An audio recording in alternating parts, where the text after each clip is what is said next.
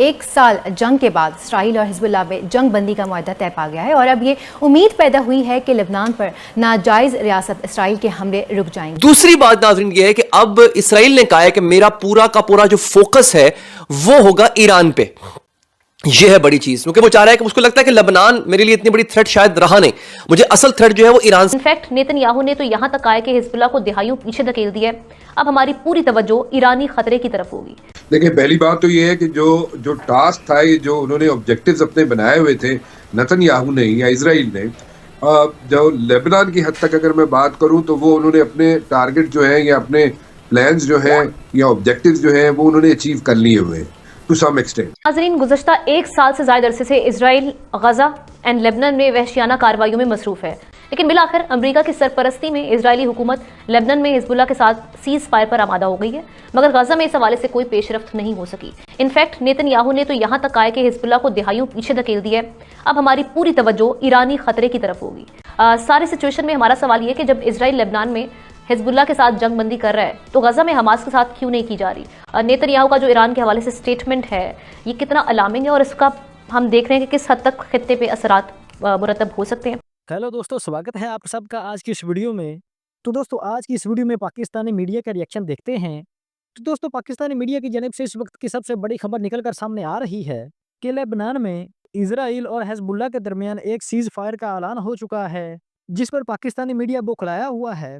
एक तरफ तो कुछ पाकिस्तानी मीडिया कह रहा है कि ये हिजबुल्लाह की जीत है या फिर लेबनान की जीत है और इससे इजराइल की बहुत बड़ी हार है। दूसरी तरफ इसके बावजूद भी और दूसरी जानिब ये सीज फायर इजराइल और हिजबुल्लाह के गढ़ लेबनान के दरमियान हुआ है और इस फायर के बाद लेबनान गवर्नमेंट ने इसका स्वागत भी किया है, जिस पर कुछ पाकिस्तानी लेबनान सरकार को ही कोस रहे हैं। यानी कि दोस्तों, पाकिस्तान और पाकिस्तानी मीडिया को किसी भी हालत में चैन नहीं है। तो आइए पहले इस हवाले से पाकिस्तानी मीडिया की बातें सुनते हैं। जो लेबनीज हम देख रहे हैं उनकी जानिब से ये कहा गया, लेबनान के जो केयर टेकर प्राइम मिनिस्टर हैं वो ये कह रहे हैं कि ये जी एक फंडामेंटल स्टेप है टुवर्ड्स जो स्टेबिलिटी है खित्ते में। आप समझते हैं ऐसा है? नहीं, मेरा नहीं ख्याल ऐसा कुछ भी है। पहली बात यह है कि सारे मामले में एग्रेसर कौन है, कौन आया था उनके मुल्क में, कौन जो है उनकी जमीन पे काबिज हुआ।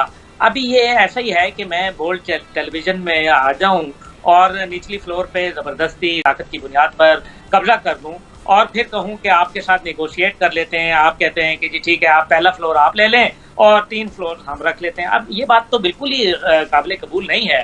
ये जो जंग होती है ये नजरियात की होती है और आइडियोलॉजी जो है वो they can not be fought with weapons but with superior ideology alone.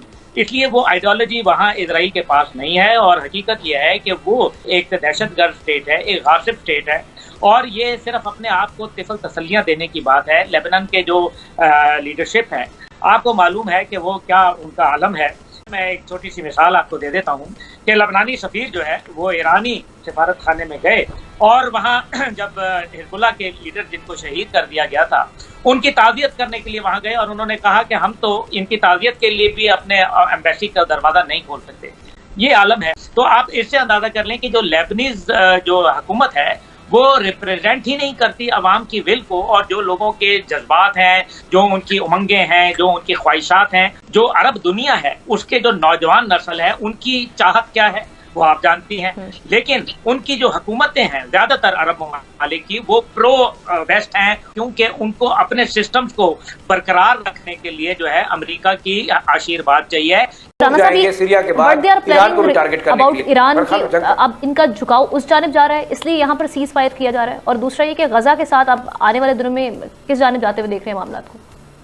देखिए, पहली बात तो ये है कि जो टास्क था, ये जो उन्होंने ऑब्जेक्टिव्स अपने बनाए हुए थे नेतन्याहू ने या इजराइल ने, जो लेबनान की हद तक अगर मैं बात करूं तो वो उन्होंने अपने टारगेट जो है या अपने प्लान्स जो है या ऑब्जेक्टिव्स जो है वो उन्होंने अचीव कर लिए हुए हैं टू सम एक्सटेंट। बाकी रह गया मसला जनाब कि वो ईरान की तरफ आएंगे या नहीं आएंगे। आई पर्सनली थिंक कि yes, the focus will be on Iran, ठीक है। और स्पेशली जब ट्रम्प एडमिनिस्ट्रेशन जब बैठेगी आके अपने ऑफिस में तो उस वक्त जो है सबसे ज्यादा जो प्रॉब्लम्स या हीट फेस कर सकता है ये मुल्क जो है वो ईरान हो सकता है। ईरान के लिए एक सिचुएशन होगी in the days to come और वहां पे उनको ईरान को हीट फेस करनी पड़ेगी। और हिस्ट्री भी ट्रंप की यही है, ट्रंप एडमिनिस्ट्रेशन की हिस्ट्री भी यही है कि वो ईरान को टफ टाइम देता रहा है। सैंक्शंस का भी हमने देखा माजी में बड़ा शानदार है। वेल तो दोस्तों आज के लिए इतना ही। अगर वीडियो अच्छी लगी हो तो वीडियो को लाइक और चैनल को लाजमी सब्सक्राइब कीजिएगा। तो हाजिर होते हैं इस तरह की एक और पाकिस्तानी मीडिया के रिएक्शन वाली वीडियो लेकर।